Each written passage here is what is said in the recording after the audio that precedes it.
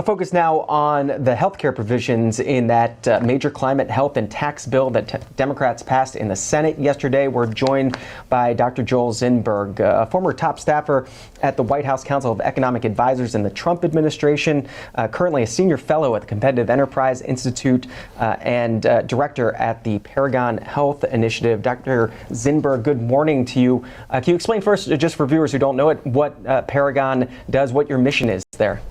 So Paragon Health Institute is a new think tank that's devoted to free market solutions.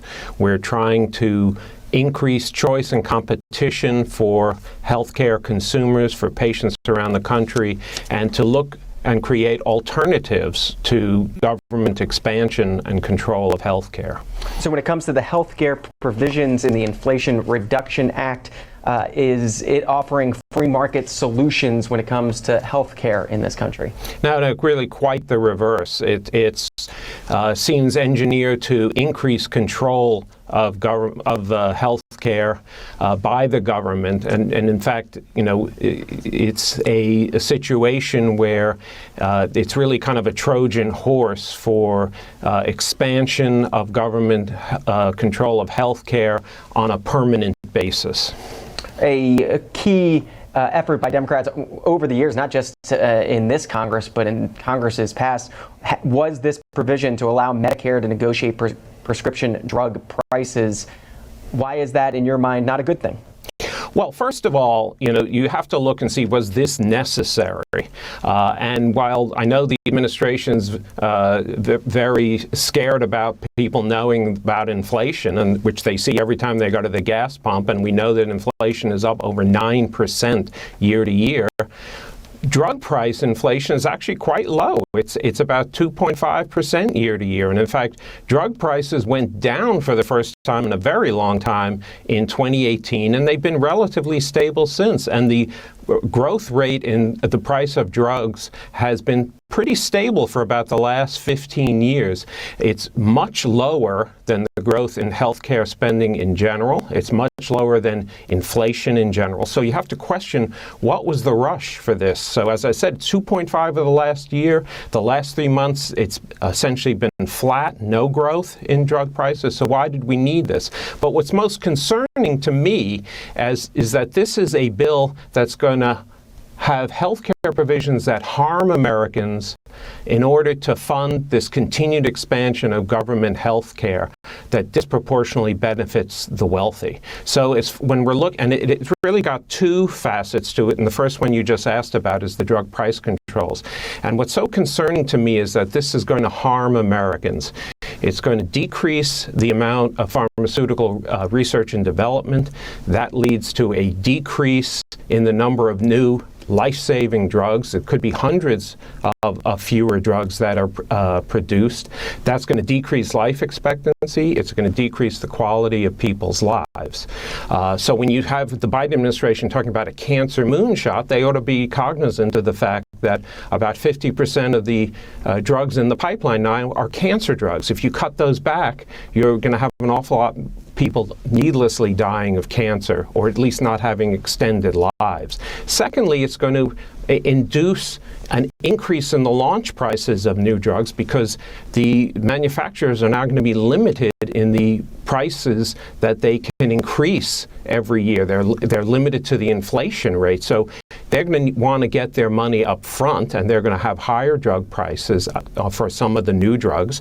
And for some of the old drugs that are particularly valuable, you're going to end up inducing shortages because they can't respond to market demand because the price is going to be limited. So they'll end up being supply shortages.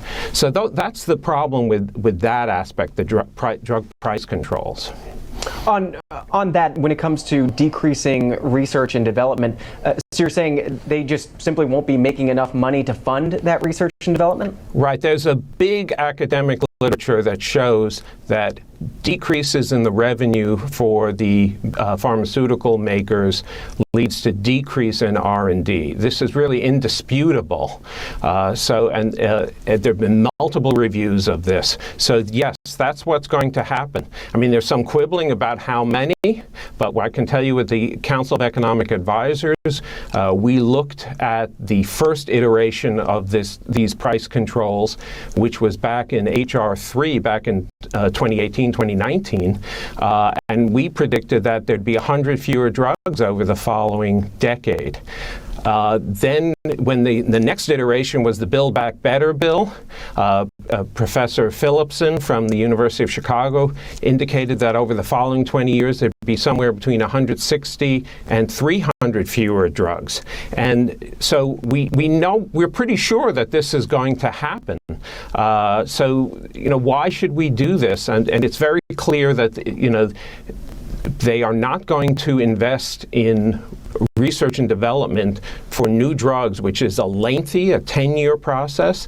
It's an expensive process. It's roughly about $2.5 billion for each new approved drug. They're not going to invest if they don't have a guarantee that they're going to have profits at the other end. And this is an industry that relies very heavily on its profits to fund its research and development. So you're really cutting off what is one of the crown jewels of American intellectual and academic life, that we have the best drug development in the world. We get our drugs sooner than people around the world, and those drugs eventually turn into generic drugs, which are quite inexpensive. 9 out of 10 prescriptions in this country are for generic drugs, and generic drugs in the United States are about 16% cheaper than in developed countries around the world. So when you hear people complaining about drug prices, why don't you ask them about generics? I mean, they're focused on the list prices of a few new specialty drugs, which are quite high, but in fact those are not the prices anyone pays. There are a whole series of rebates and discounts which mean that the prices are actually substantially lower. And what's most important is that the best way of effectively lowering the price of health is to have these new drugs, because they end up curing diseases that were just incurable before. Things like HIV, where you couldn't buy a cure for any price, suddenly became a chronic disease with the new drugs. Things like hepatitis C, where it was being treated with expensive drugs that were not terribly effective. Then you substituted some new expensive drugs, but it was a cure. So those are situations where you see the value, and those drugs eventually became generic, so they're much cheaper. So if you cut off the research and development, if you cut off the new drugs, you're sacrificing lives in the short term, and you're also sacrificing drugs that turn into life-saving, inexpensive generic drugs in the longer term.